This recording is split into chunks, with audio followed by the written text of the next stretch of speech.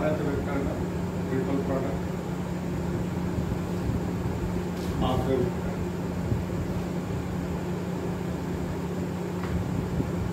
ठीक है, अगर तीन अगर हमारे पास वेक्टर गिवन है, ठीक है, तो उनका प्रोडक्ट कैसे करते हैं? तो ये प्रोडक्ट हमारा दो टाइप का होता है। पहला आता है स्केलर ट्रिपल प्रोडक्ट और दूसरा आता है हमारा वेक्टर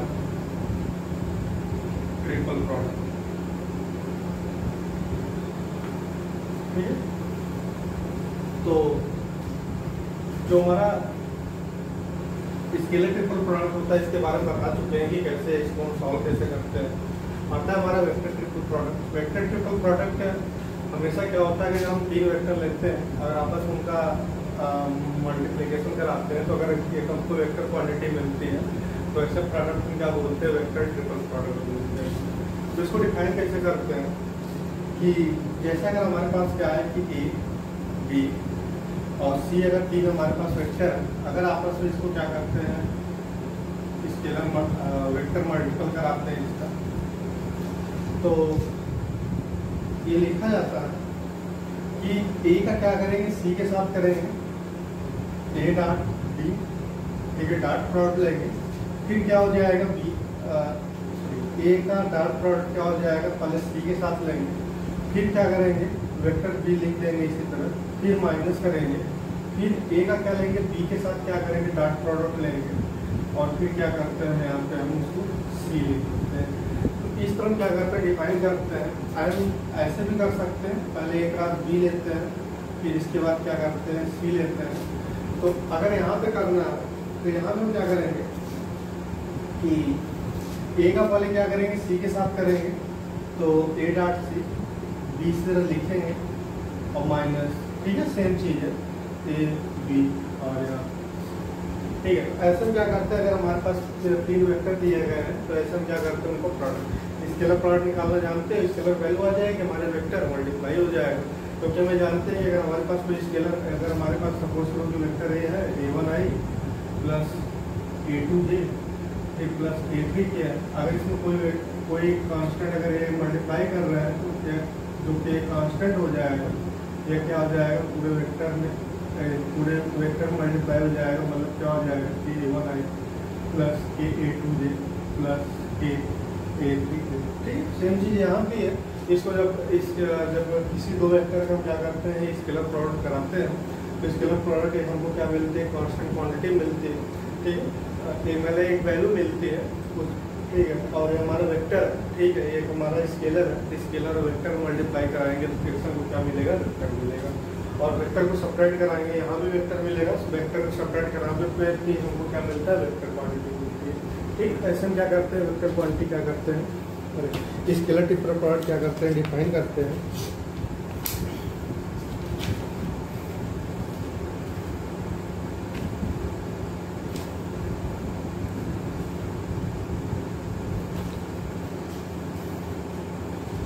तो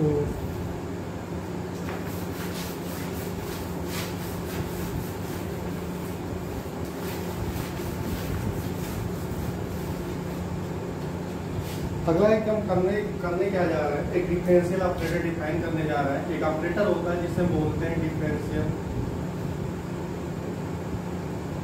ऑपरेटर, ठीक, इसे हम वेक्टर भी बोल सकते हैं, वेक्टर डिफरेंशियल ऑपरेटर, ठीक है।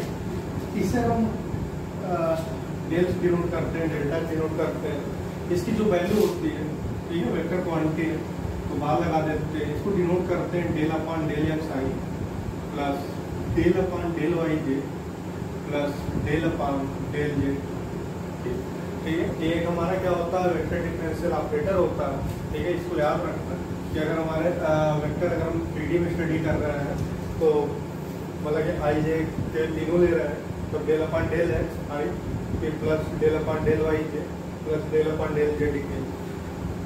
और अगर हम क्या कर रहे हैं? केवल दो ले रहे हैं तो सिंपली आई और जे लेंगे। तो पहले इसमें आता है gradient of scalar function, gradient of scalar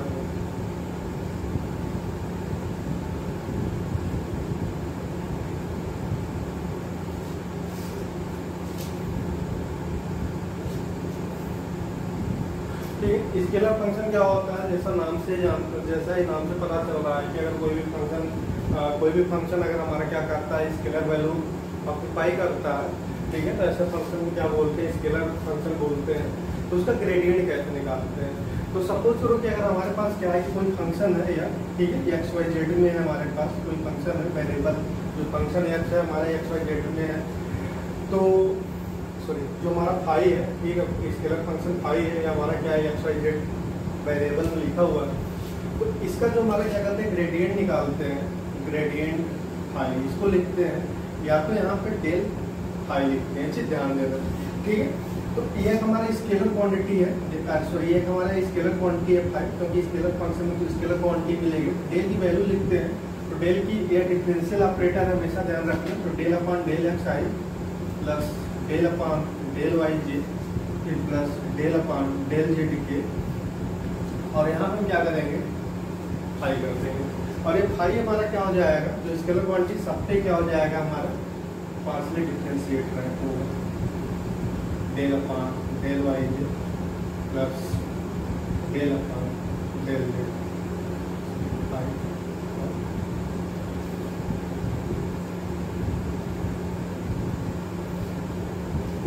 ठीक है, तो ये हमारा क्या होता है ग्रेडियंट, हम क्या करते हैं डिफाइन करते हैं, मतलब क्या करते हैं कि जो भी हमारा स्केलर फंक्शन है, ठीक है, इस तरह क्या करते हैं यहाँ पे एक्स के रिस्पेक्ट में पार्शियली डिफरेंशिएट करेंगे, आई के जेड वाई के रिस्पेक्ट में पार्शियली डिफरेंशिएट करेंगे, फिर जेड के रिस्पेक्ट में पार्शियली डिफरेंशिएट करेंगे और आई प्लस जे स्क्वायर कर देंगे, तो हमारा क्या होता है ग्रेडियंट फाई। तो फार्मूला याद रखना, ठीक है, ग्रेडियंट फाई का हमारा क्या होता है फार्मूला होता है।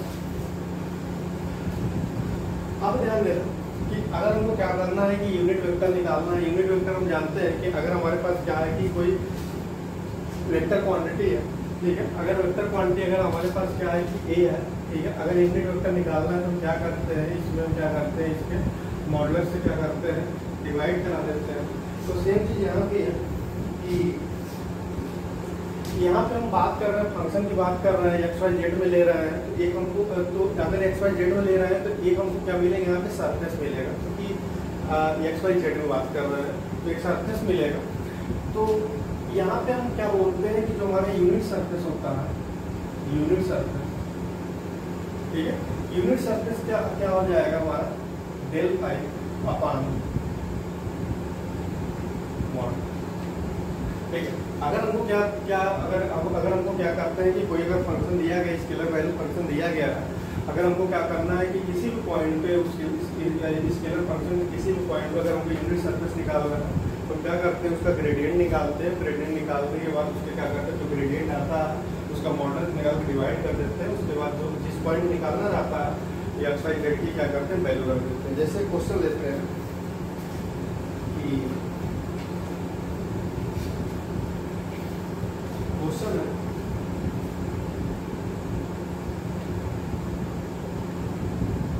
द यूनिट वेक्टर नॉर्मल, ठीक है, vector normal to the surface, ठीक है। जब भी सरफेस से पूछेगा हमेशा क्या निकालना है ग्रेडियंट निकालना है, यूनिट वेक्टर पूछता है unit normal vector y square is equal to 8x height 1 2। तो ध्यान देना कि हमारे पास जो सरफेस है, सरफेस क्या है y is equal to 8x, मतलब क्या हो जाएगा y is equal to y square minus 8x हो जाएगा। यहाँ पर हमको सिंपली दो ही क्वांटिटी दिया गया है, दो ही वेरिएबल दिया गया, y और x लिया गया है, तो हम क्या करेंगे simply del upon del x जो डिफरेंशियल ऑपरेटर लेंगे, एक क्या लेंगे डेल अपॉन डेल एक्स है plus del upon del y j लेंगे ओनली, ठीक है, के को हटा देंगे। तो इसका हम ग्रेडियंट निकालते हैं, तो ग्रेडियंट फाई इक्वल टू क्या हो जाएगा यहाँ पे del upon del x i plus del upon, इसको हम डेल फाई भी लिख सकते हैं, और जे अब यहाँ पे क्या आ जाएगा हमारा वाई स्क्वायर माइनस 8x, तो यहाँ पर आ जाएगा हमारा डेल अपॉन डेल एक्स, यहाँ पर आ जाएगा वाई स्क्वायर माइनस 8x, ठीक है, आई प्लस यहाँ पे del upon del y square minus 8x, और यहाँ पे जी हो जाएगा। इसको पार्शियली डिफरेंशिएट करते हैं, तो इसके रिस्पेक्ट टू पार्शियली डिफरेंशिएट करेंगे तो 0 मिलेगा। ये कितना आ जाएगा यहाँ पर हमको -8 आई आ जाएगा और यहाँ हमको कितना मिलेगा प्लस 2y मिलेगा और जी, और ये हमारा क्या हो जाएगा 0 हो जाएगा। ये हमारा क्या हो गया डेल फाई आ गया। तो अब हम क्या निकाल सकते हैं, हमको यूनिट नॉर्मल वेक्टर निकालना है तो इसका मॉडुलस भी निकालना है, ठीक है। तो मॉडुलस मॉड जब निकालेंगे तो क्या आ जाएगा रूट, ठीक है, एक्स का आई का कोफिशिएंट -8 तो -8 का स्क्वायर, जे का कोफिशिएंट कितना है यहाँ पे 2y है, 2y का क्या करेंगे स्क्वायर कर देंगे। अब हमको क्या निकालना है यहाँ पे, हमको vector normal unit vector normal निकालना है। तो यूनिट वेक्टर नॉर्मल क्या हो जाएगा, n cap is equal to del phi upon del phi, ठीक है मॉडल। तो डेल फाई हमारी वैल्यू कितनी है यहाँ पे -8 आई प्लस 2i के और अपॉन रूट, ठीक है, 64 प्लस 4y स्क्वायर। अब ध्यान देना 8.12 पे कहा है तो 8.12 पे कितना हो जाएगा, 12 पे क्या करेंगे वैल्यू पुट कर देंगे, ठीक है, x की वैल्यू 1, y की वैल्यू 2, तो y की वैल्यू 2 है तो 2 × 2j हो जाएगा और अपन यहाँ पर आ जाएगा 64, यहाँ पे जब रखेंगे 2 जब 4 तो यहाँ पे 16 हो जाएगा और ये वैल्यू आ जाएगी -8i प्लस 4j और अपन रूट 15 हो जाएगी, ठीक। तो ये हमारा क्या होगा, इस पॉइंट पे इस सरफेस का यूनिट नॉर्मल वेक्टर क्या होगा निकल गया। अगर क्वेश्चन पूछा जाता है तो इसी तरफ क्या करते हैं निकालते हैं। अगला आता है डायरेक्शनल डेरिवेटिव।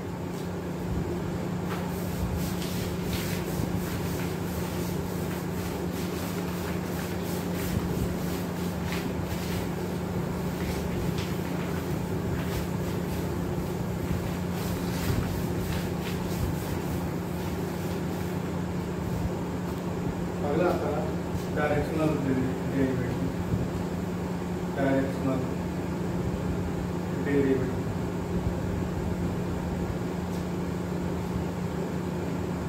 ठीक है, अगर हमारे पास क्या है कि कोई स्केलर फंक्शन गिवन है, ठीक है, और एक हमको क्या गिवन है, एक वेक्टर गिवन है, उस सरफेस का उस वेक्टर के डायरेक्शन में अगर हमको डायरेक्शनल डेरिवेटिव में से पूछा है, मतलब किसी एक वेक्टर दे देगा उस सरफेस में, ठीक है, उस वेक्टर के रिस्पेक्ट में क्या करेगा, हमेशा क्या होता है कि कोई स्केलर फंक्शन देगा उसका क्या करेगा डायरेक्शन पूछता है। तो डिफाइन करते हैं कि the directional derivative, the directional derivative of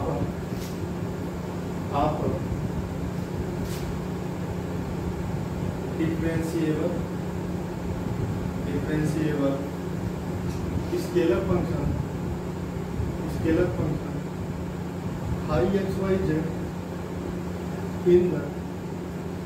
in the direction of A is given by क्या हो जाएगा, A is given by del phi into A upon, मतलब कि जो भी वेक्टर देगा उसका क्या करेंगे हम यूनिट वेक्टर निकाल लेंगे। यूनिट वेक्टर निकालने के बाद जो सरफेस है उसका क्या करेंगे हम उसका हम ग्रेडियंट निकाल लेंगे। तो ग्रेडियंट निकालने के बाद उसका क्या करेंगे, इसके डॉट प्रोडक्ट ले लेंगे तो हमको क्या मिल जाएगा, डायरेक्शनल डेरिवेटिव मिल जाएगा उसका। जैसे क्वेश्चन लेते हैं कि इसमें क्वेश्चन कि the directional derivative of x y equal to x square minus y square and 1 2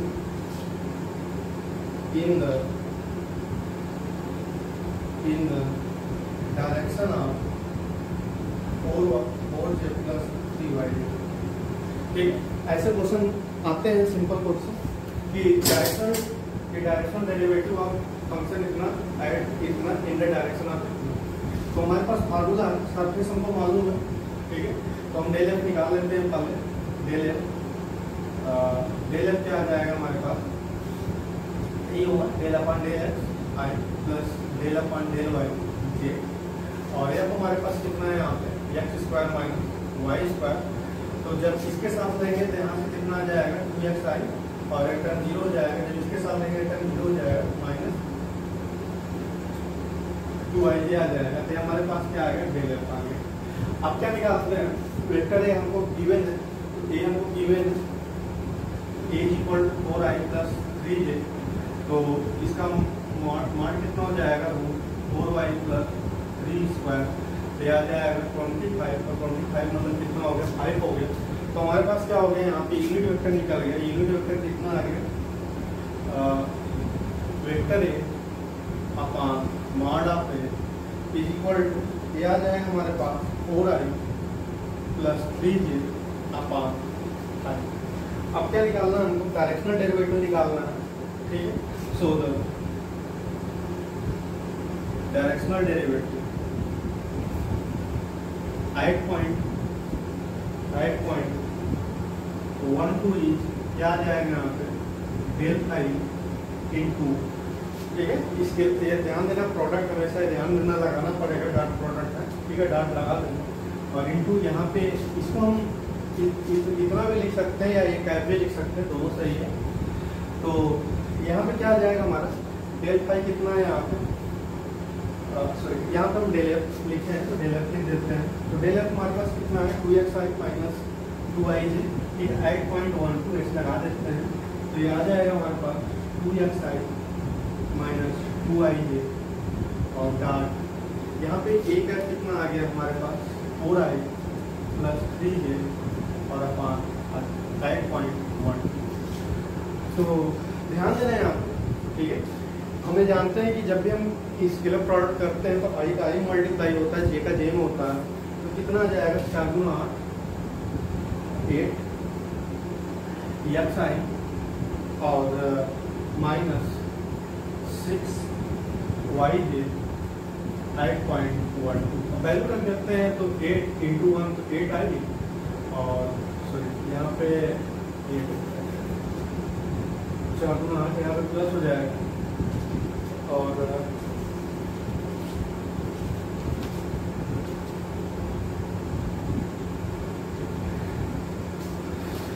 four to जा 8x हो जाएगा, 4 2 जा 8x हो जाएगा, और यहाँ पे कितना हो जाएगा, 3 2 जा माइनस 3 2 जा 6 y आ जाएगा, और नीचे कितना रहेगा, 5 रहेगा। अब वैल्यू रखते हैं, तो जब वैल्यू रखेंगे 1 2 पे निकालेंगे तो कितना आ जाएगा, 8 और माइनस यहाँ पे 12, तो 5 हो गया, तो कितना आ जाएगा, -4y। ठीक है, तो इस पॉइंट में हमारा क्या होगा, डायरेक्शनल डेरिवेटिव कितना हो गया, -4y हो गया।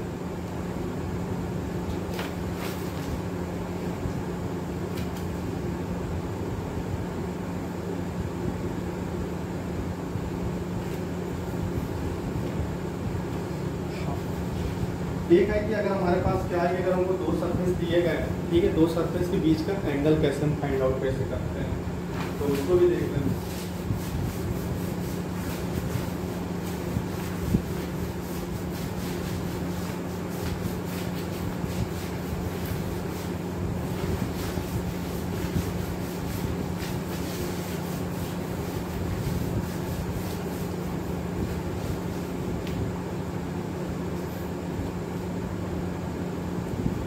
कि angle between surfaces, angle between surface, ठीक है। तो एंगल बिटवीन सरफेसेस क्या होता है, जैसे हम क्या करते हैं, दो वेक्टर लेते हैं, तो दो वेक्टर के बीच का जैसे एंगल निकालते हैं, सेम यहाँ पे निकालेंगे। तो अगर हमारे पास दो सरफेस है, सपोज को ∅1 है, ये सरफेस ∅1 है, दूसरा सरफेस हमारे पास क्या है, ∅2 है। तो दो सरफेस के बीच का एंगल निकालने के लिए क्या करते हैं, फर्स्ट सरफेस का क्या करते हैं, ग्रेडियंट निकालते हैं, और फिर क्या करते हैं, सेकेंड सरफेस क्या करते हैं, ग्रेडियंट निकालते हैं। और मान लेते हैं कि दोनों सरफेस का जो ग्रेडियंट है उसके बीच में जो एंगल बनता है, मान लेते हैं थीटा एंगल बनता है। तो इनका क्या करते हैं, डॉट प्रोडक्ट लेते हैं। तो जब डॉट प्रोडक्ट लेंगे तो क्या आ जाएगा हमारा, ये सब वेक्टर क्वांटिटी, तब ग्रेडियंट के साथ स्केलर पे हमारा वेक्टर क्वांटिटी आ जाए, ग्रेडियंट वेक्टर क्वांटिटी होती है। तो क्या आ जाएगा, मॉड, और फिर यहाँ पे इतना, फिर यहाँ पे cos थीटा आ जाएगा। तो क्या आ जाएगा यहाँ पे cos theta is equal to del phi 1 into del phi 2 upon माडा डेल फाई 1 और यहाँ पे माडा डेल, ठीक है। तो ये हमारा क्या हो गया, यहाँ से हम थीटा की वैल्यू निकाल सकते हैं। ये क्या होता है, दो सरफेस के बीच में एंगल निकालने का फार्मूला होता है, उसको याद रखना।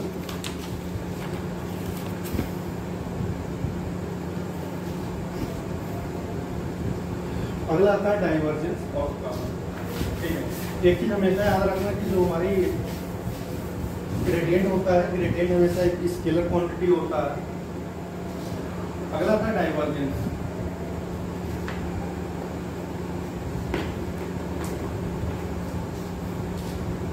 डाइवर्जेंस ऑफ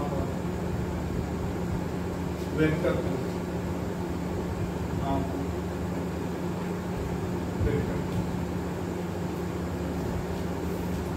ठीक है। सपोज करो कि हम अगर हमारे पास कोई फंक्शन है f is equal to f1i plus f2j plus f3j। अगर हमको इसका क्या करना है कि डाइवर्जेंस निकालना है, तो जो हमारा डिफरेंशियल ऑपरेटर होता है, डिफरेंशियल ऑपरेटर डेल होता है, रेडिफाइन कैसे होता है, del upon del xi plus del upon del yj plus del upon del z, यही होता है। तो अगर कभी भी अगर हमको किसी भी फंक्शन का, वेक्टर फंक्शन का, ठीक है, अगर डाइवर्जेंस पूछता है तो हम उसका हमेशा क्या निकालते हैं, डॉट प्रोडक्ट निकालते हैं। तो क्या हो जाएगा यहाँ पे हमारे पास del upon del xi plus del upon del yj plus del upon del zk, और यहाँ पे f1i plus f2j plus f3, ठीक है, डॉट है। यहाँ पर जाएगा del f1 upon del x plus del f2 upon del y plus del f3 upon del z, ठीक है। यही हमारे पास क्या आ गया, इसका डाइवर्जेंस आ गया, ठीक है। एक नोट लिख लेना कि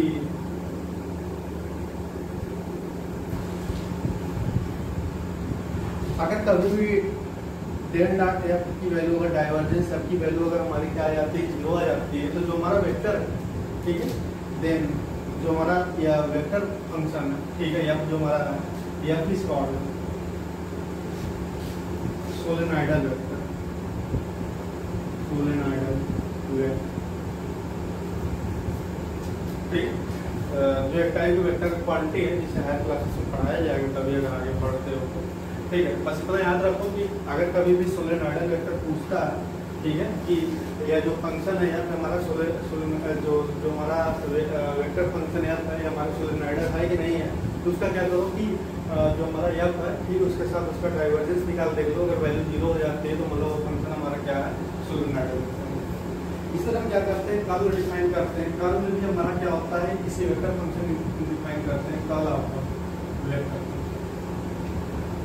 ये चीज ध्यान रखना कि जो हमारा डाइवर्जेंस होता है, डाइवर्जेंस किसी फंक्शन का, हमारा किसी वेक्टर फंक्शन क्या आता है, एक स्केलर क्वांटिटी आती है। लेकिन कर्व जो है किसी वेक्टर फंक्शन का एक हमेशा क्या आता है, एक वेक्टर क्वांटिटी आती है। इसको डिफाइन कैसे करते हैं कि अगर हमारे पास क्या है, या कोई फंक्शन है, या फिर equal to f1i plus f2j फिर प्लस f3k, तो जो अगर और डिफरेंशियल ऑपरेटर हमारा क्या है कि डेल अपॉन डेल xi और फिर plus del upon del yj और फिर plus del upon del zk। तो अगर हम क्या करते हैं कि जो हमारा डिफरेंशियल ऑपरेटर है, अगर इसके साथ क्या कर लेते हैं कि इसके वेक्टर प्रोडक्ट ले लेते हैं फंक्शन का, तो यही हमारा क्या कहलाता है, कर्व एफ कहलाता है फंक्शन का। और ये जानते हो इसको कैसे लिखते हैं, यहाँ पे आई जे के लिख लेते हैं और यहाँ पे क्या करते हैं, del upon del x, del upon del y और डेल अपॉन डेल जेड, और एफ की वैल्यू क्या हो जाएगी, f1 f2 और f3। इसको सॉल्व करो तो हम क्या मिलेगा, वेक्टर क्वांटिटी मिलेगी। अगर ध्यान दो, एक नोट याद रखना कि अगर कभी भी अगर हमारा क्या हो जाता है कि कर्व एफ अगर हमारा क्या हो जाता है, जीरो हो जाता है, तो जो हमारा वेक्टर एफ है, फंक्शन एफ है, f is called irrotational vector, irrotational vector, ठीक है। इरोटेशनल वेक्टर होता है अगर एफ अगर हमारी क्या हो जाता है, अगर कर्ल फंक्शन ये 0 हो जाता है तो हमारा क्या कहलाता है, इरेड्यूसिबल वेक्टर कहलाता है।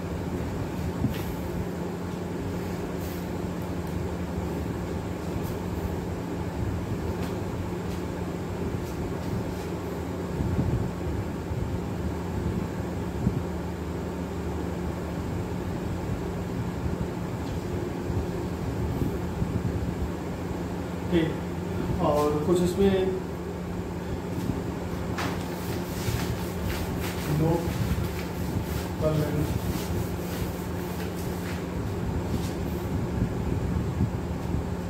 कि हमेशा ध्यान देना कि कर्व नोट में है कि curl gradient phi is equal to 0 और divergence curl is equal to 0 और divergence gradient phi is equal to क्या होता है हमारे पास डेल फाई या डेल टू फाई। ठीक है, इसी को हम बोलते हैं लैप्लास ऑपरेटर बोलते हैं। ठीक है, इसको ध्यान देना, लैप्लास ऑपरेटर क्या होता है, जो हमारा डेल टू होता है, डेल टू को क्या बोलते हैं, लैप्लास ऑपरेटर बोलते हैं। ठीक है, तो इतनी याद रखना और हमेशा ध्यान देना ग्रेडियंट हमेशा क्या होता है, किसी स्केलर क्वांटिटी निकाली जाती है और उसको निकालने के बाद एक हमको वेक्टर क्वांटिटी मिलता है। डाइवर्जेंस क्या होता है, डाइवर्जेंस का हमेशा वेक्टर क्वांटिटी निकाला जाता है, लेकिन डाइवर्जेंस को सॉल्व करने के बाद हमको एक स्केलर क्वांटिटी मिलती है और जब हम कर्ल को सॉल्व करते हैं तो हमको क्या मिलती है, हमको एक वेक्टर क्वांटिटी मिलती है। तो इस पर एक आगे क्वेश्चन देखते हैं।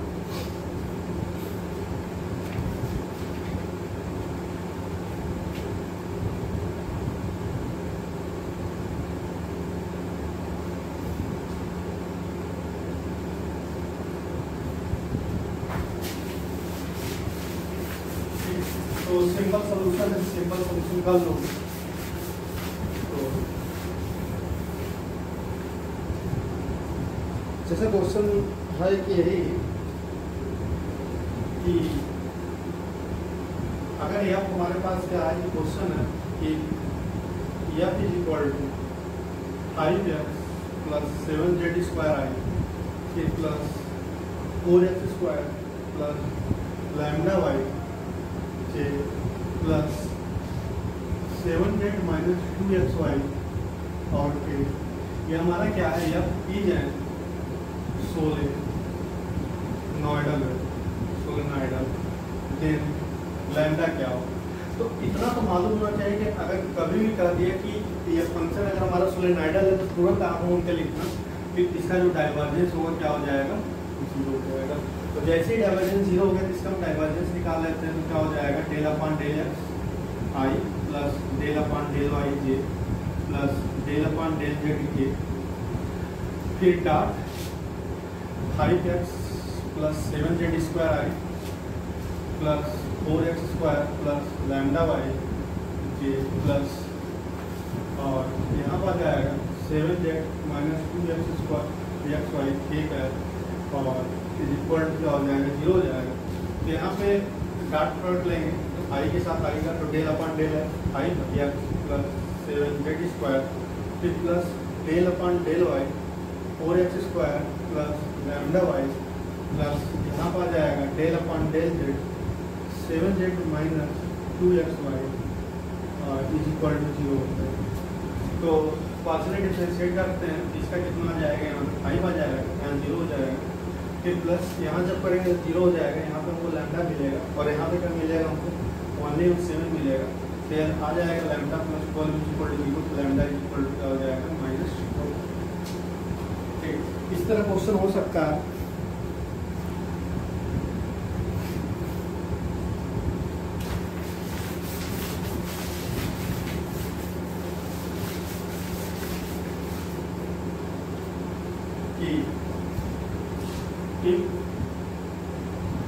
F is equal to x plus 2y plus az I plus bx minus 3y minus z plus 4x plus cy plus 2z के each irrotational vector then ID A B, ठीक है। हमको क्या करना है, ABC की वैल्यू क्या करनी है, फाइंड आउट करनी है। तो जैसे ही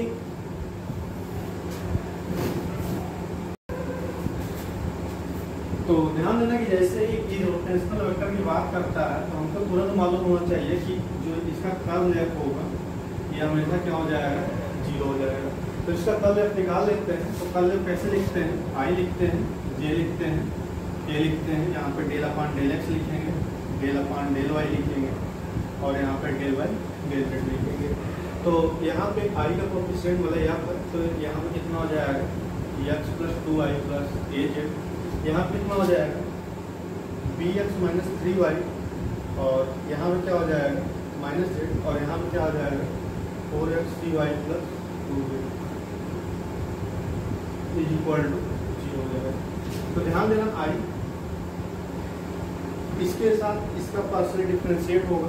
तो यहाँ से क्या मिलेगा हमको, देखो अगर करेंगे तो यहाँ पे 0 हो जाएगा, यहाँ से तो c मिलेगा और फिर माइनस यहाँ तो जाएगा तो जेड के रिस्पेक्ट में होगा तो यहाँ से कितना मिलेगा, -1 मिलेगा। फिर यहाँ पे माइनस जे लेंगे तो फिर इसका और फिर माइनस इतना, तो यहाँ जब लेंगे तो यहाँ से 4 आ जाएगा, माइनस यहाँ पे जब जेड के रिस्पेक्ट लेंगे तो a आ जाएगा और फिर यहाँ पे प्लस के, तो इसके जब रिस्पेक्ट लेंगे तो यहाँ से b आ जाएगा और यहाँ पे कितना आ जाएगा, +2 इज इक्वल टू 0 आ जाएगा। अब ध्यान देना यहाँ पे 0 ये हमारा, ध्यान देना 0 नहीं है, 0 वेक्टर है, ठीक है, ऐसे लिखते हैं। तो यह मतलब 0i प्लस 0j प्लस 0। अब क्या करते हैं, दोनों साइड I का I साथ, J का J के साथ, K का K के साथ कोएफिशिएंट क्या करते हैं, कंपेरिजन कराते हैं। तो c minus 1 is equal to 0 और 4 minus a is equal to 0 और b plus 2 is equal to 0। यहाँ से क्या मिल जाएगा, c is equal to 1, a is equal to 4 और b इज इक्वल टू -, ठीक। तो यही आप लोग के कोर्स में इतना सिलेबस था, ठीक है। और समझ जाना, ठीक है, कैसे ग्रेडियंट कलर, क्योंकि ट्रिपल प्रोडक्ट तो ऑलरेडी इंटर तक पढ़े हो, ठीक है, और उसके बाद का नहीं पढ़े हो, ठीक है। तो सिलेबस में इतना मेन है, ठीक है, कैसे डाइवर्जेंस निकाला जाता है, कब निकाला जाता है और ग्रेडियंट कैसे निकाला जाता है, उसमें कुछ प्रकार के क्वेश्चन बताए हैं, ठीक है, और इस पर नोट्स प्रोवाइड कराते हैं। तो वेक्टर का जो सिलेबस है, ठीक है, कंप्लीट होता है, ठीक।